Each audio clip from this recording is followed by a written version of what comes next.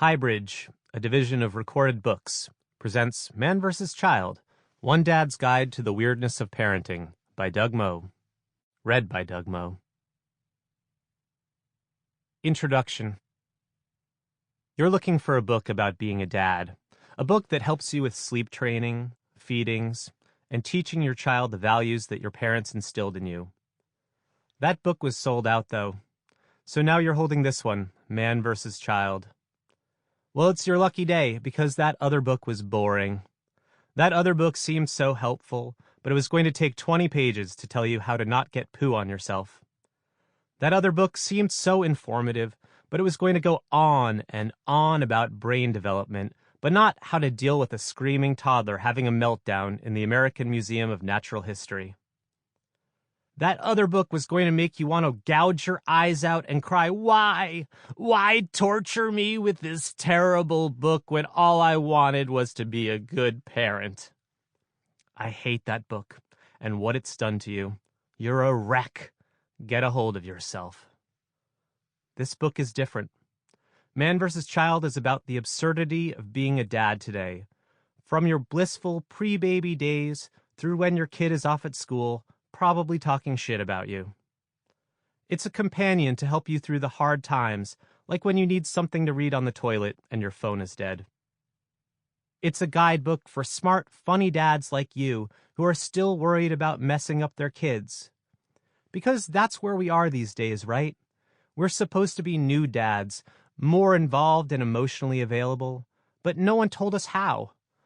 Old dads could pull a Don Draper, send money to the wife and kids, and generally half-ass it from afar.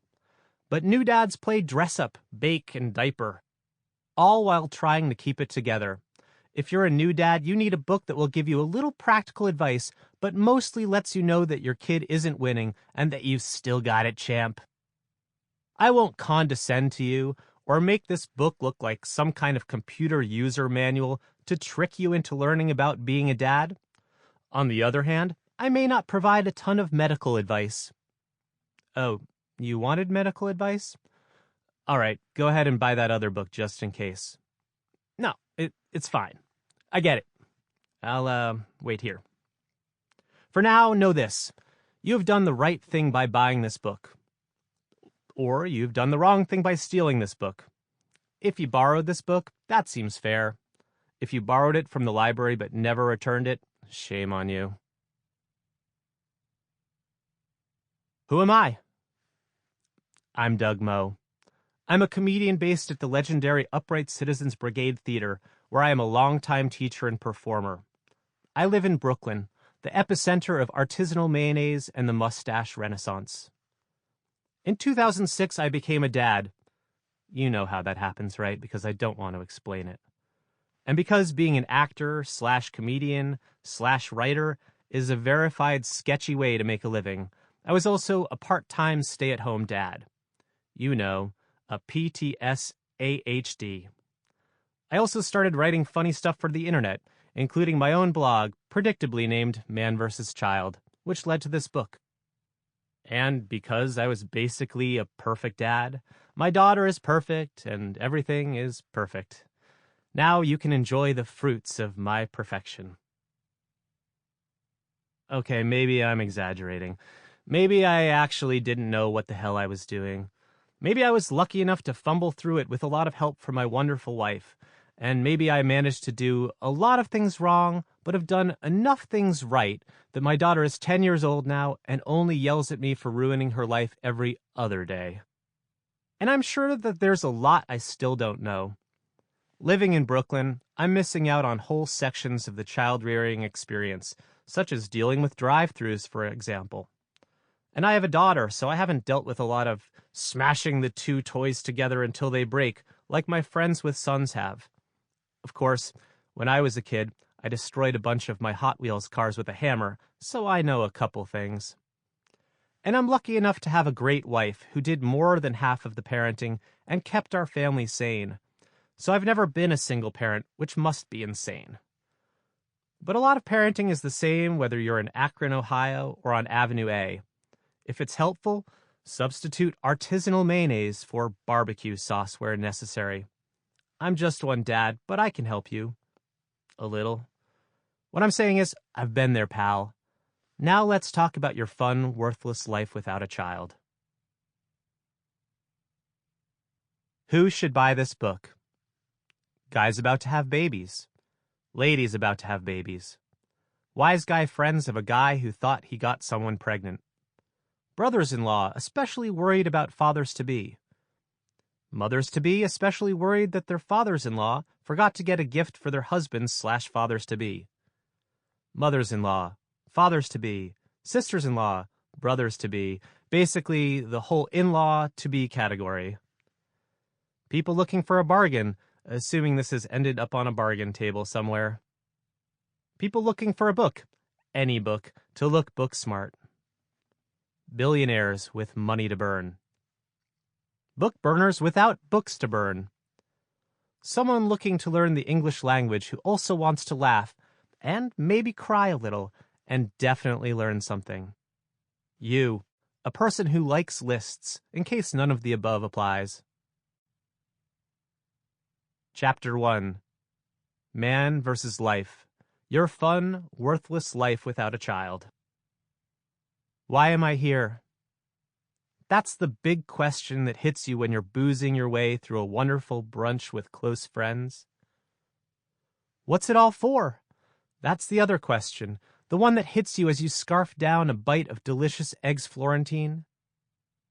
This big question has been pondered ever since man stopped doodling on cave walls and started thinking about work-life balance. What is my purpose? Oof, now that's a question. Is your purpose brunch? Or your band? Your job? Do you even have a job? You have incredible freedom, but for what? What do you do with it? You while away your time watching TV or collecting comic books? You sleep in? You waste it all? What if I took away your late-night hot wings but gave your life meaning? What if I took away your freedom but gave you a higher purpose? What if I took away peace and quiet but gave you laughter, then crying, then whining, but then laughter again?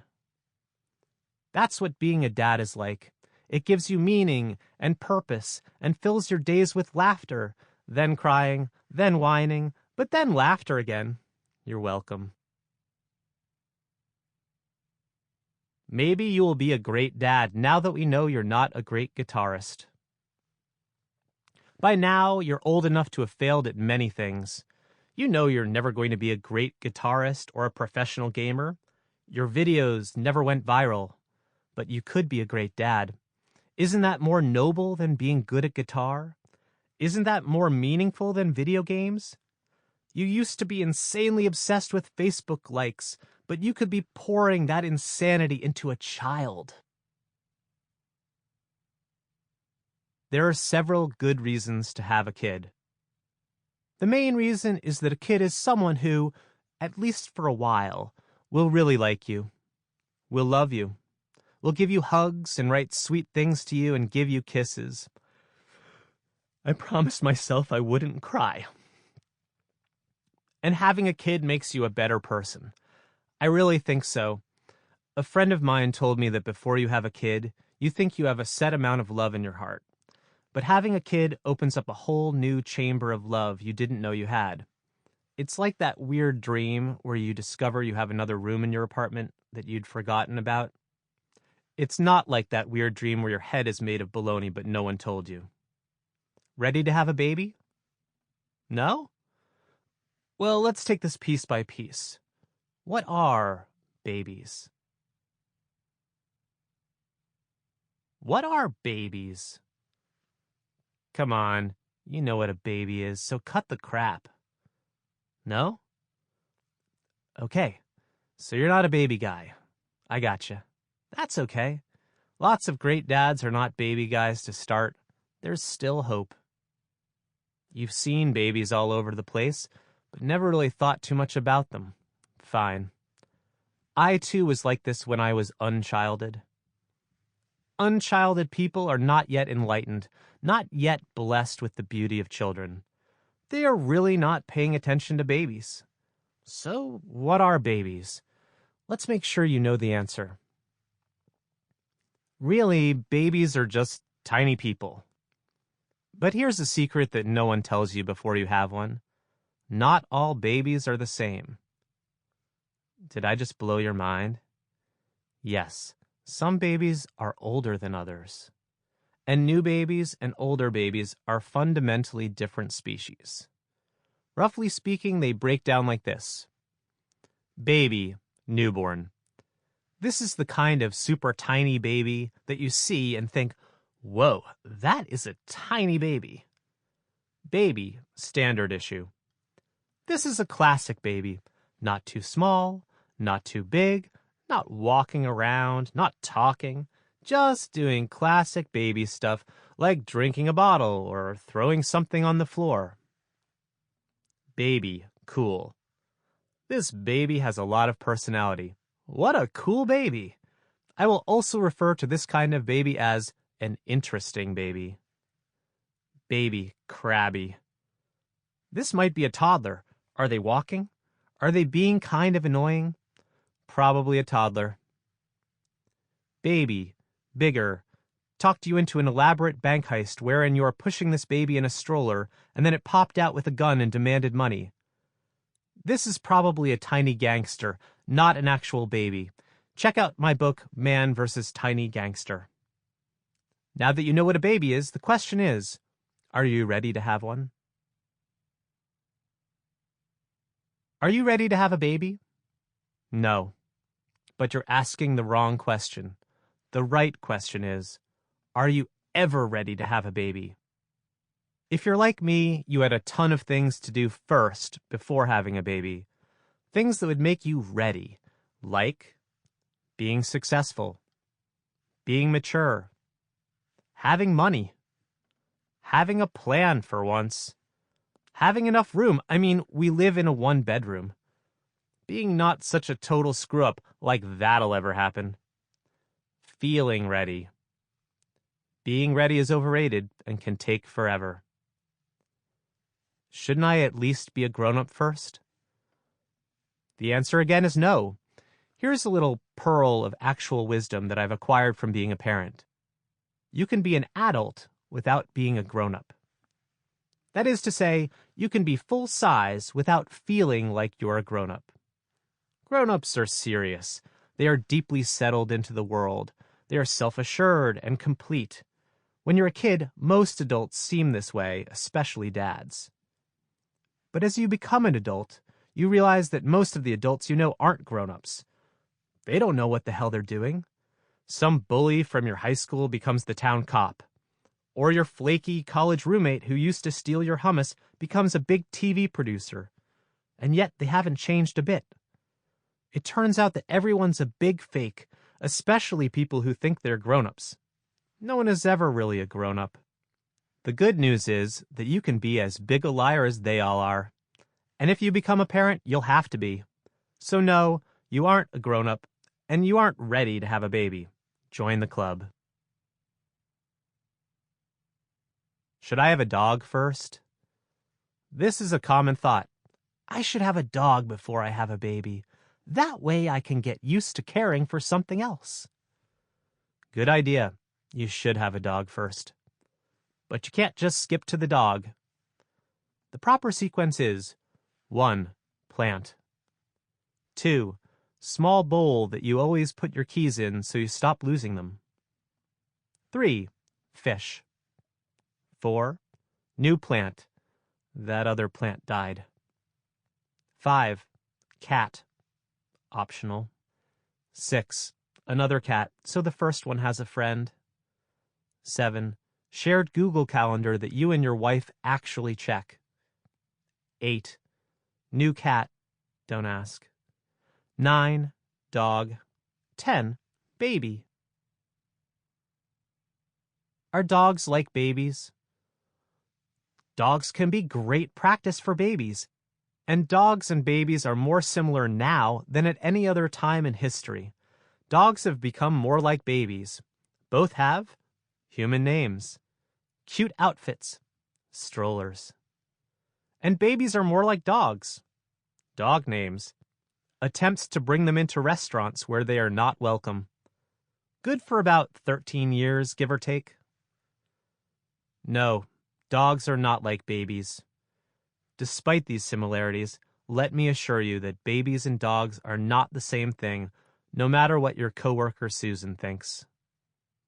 Dogs won't need money, resent your jokes, love you, then tolerate you, then resent you, then love you again. Babies won't lick another baby's butt and then lick you. Bark and bark and bark at absolutely nothing, even when you say no a bunch of times. Dig in the dirt, roll around in a dead thing, and then whine about a bath. Well, probably not. So sure, get a dog first.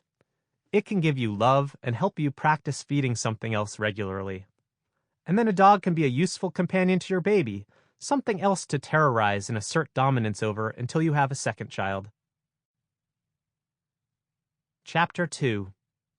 Man versus Pregnancy. The weirdness grows. Pregnancy and birth. Whoa. Pregnancy is a weird, exciting time for you and your wife.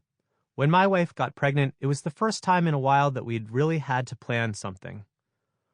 A few years before, we had planned what I think everyone will agree was the best wedding ever. But that had been more of an exercise in budgeting and where to seat my dad's weird cousin than planning a new life. Deciding on cupcakes instead of a wedding cake felt pretty significant at the time, but in retrospect, it pales in comparison to having a baby. Babies don't come in red velvet, for one thing. Babies require even more planning. We had a lot to prepare for mentally and strategically. Would we stay in our one-bedroom, fourth-floor walk-up apartment? How could we save some money? What should we name this kid? Where should we put the crib? All the planning was exciting, though. Imagining what it'd be like to be parents, to be establishing a family. It was all like our own little private joke or something. It felt like a fun secret, like when you're not wearing underwear. And it snapped me to attention. I had to step up.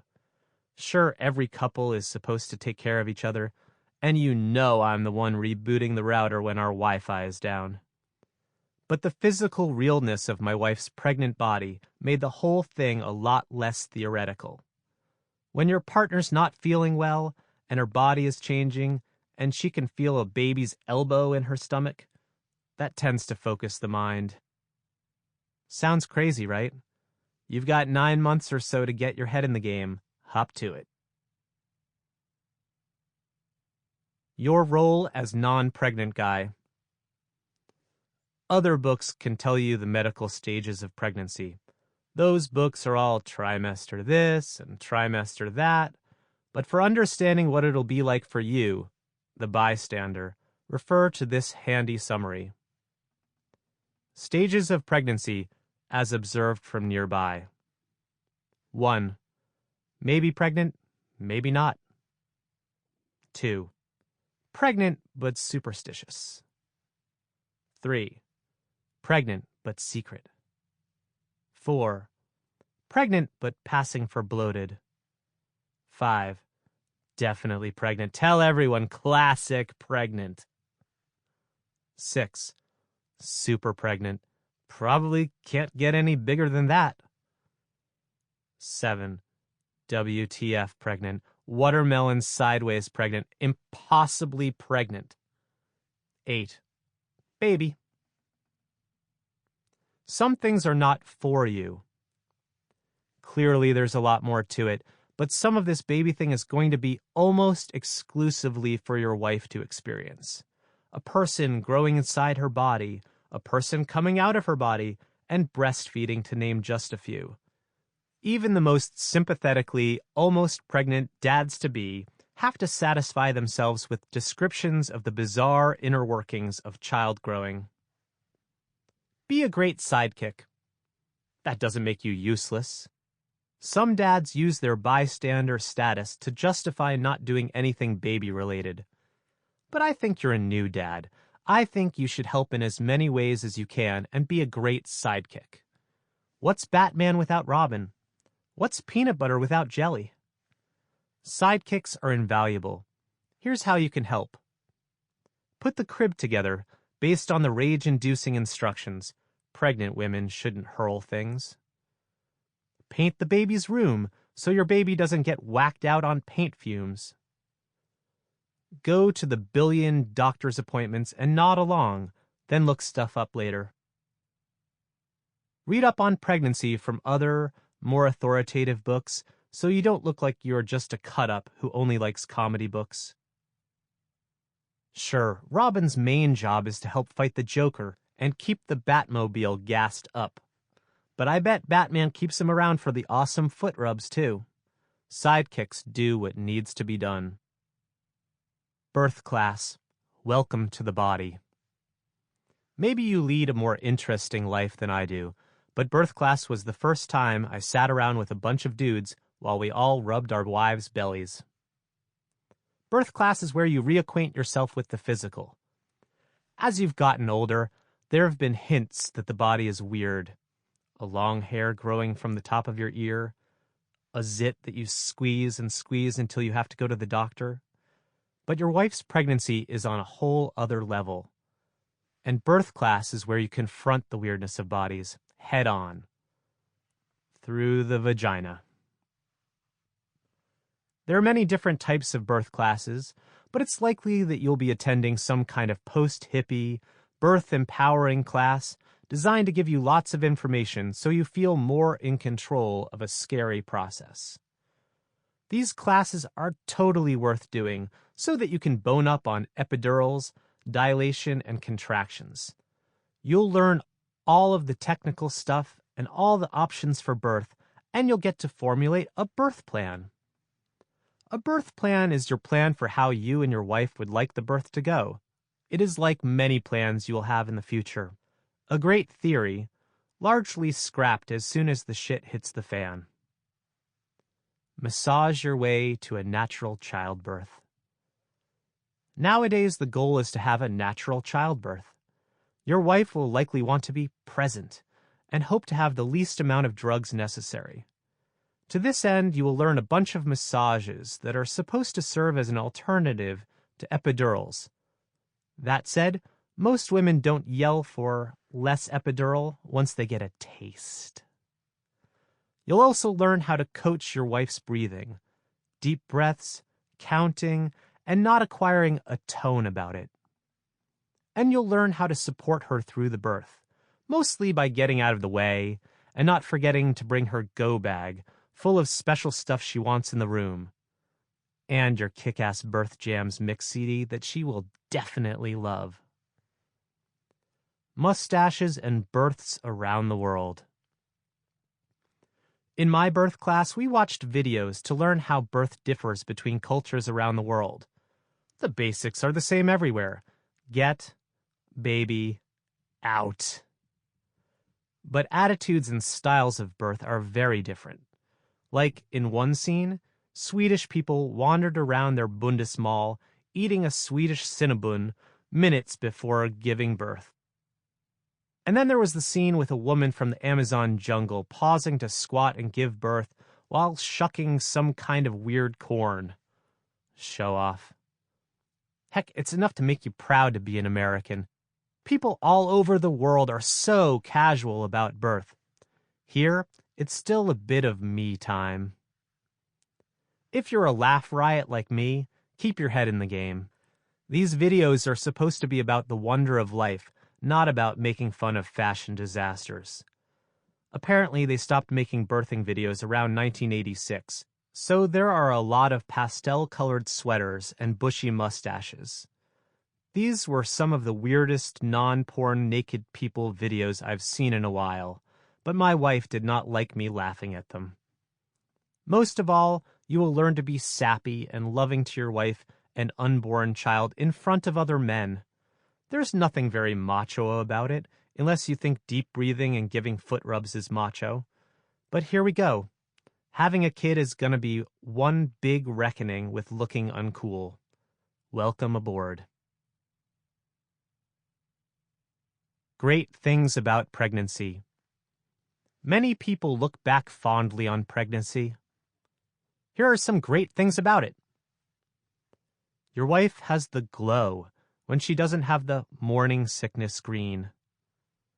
It's fun being with someone who is generally not in the mood to take any BS. It's pretty cool to see something moving in another person's stomach that isn't an alien or something.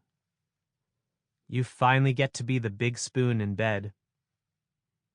It's proof that your boys can swim, even though that's a stupid thing to be proud of. You're finally allowed to talk to your wife's stomach without her getting mad. You gain sympathy weight from many delicious sympathy sandwiches. Your wife's mood and why you should shut up about it.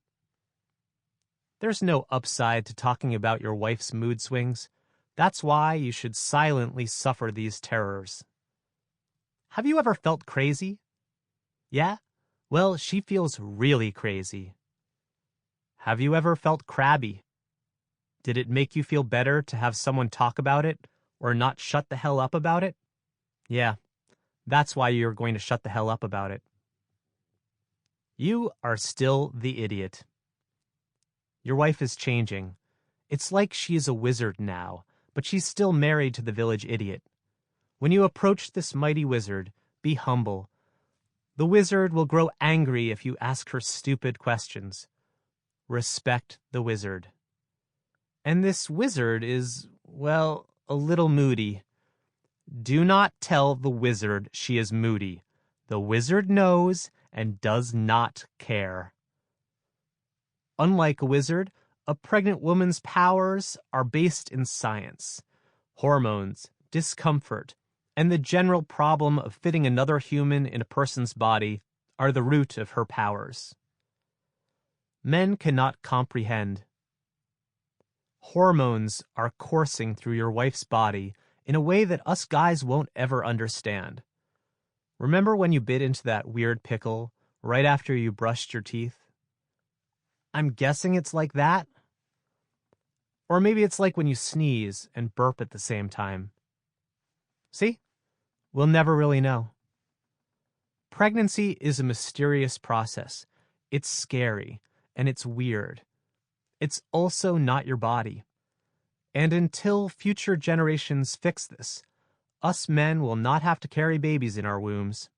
So maybe we stop talking about it so women don't get any big ideas. Nothing to see here. Move along.